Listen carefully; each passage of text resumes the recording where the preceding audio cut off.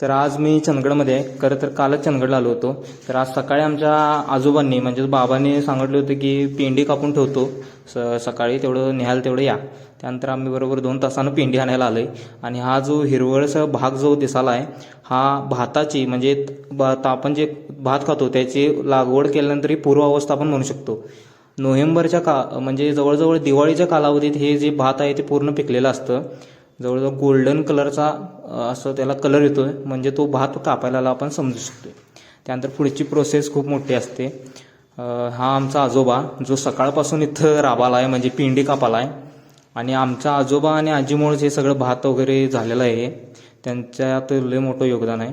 खरं तर चंदगडची माणसं ही खरोखर कष्ट आणि मनमिळावू माणसं आहेत. आणि ही बघा ही आमच्या आजोबाने काढलेली पिंडी आहे.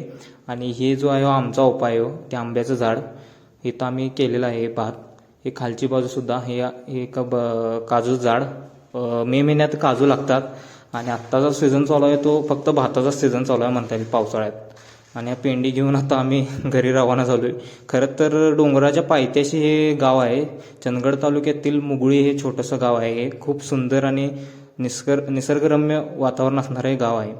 तर आम्ही आता खरं तर चप्पल घालून यायचं नव्हतं, पण आम्ही विसरून चप्पल घालून आलो. तर तुम्ही चॅनलला सबस्क्राईब करा आणि लाईक करा आणि शेअर करा. जय हिंद.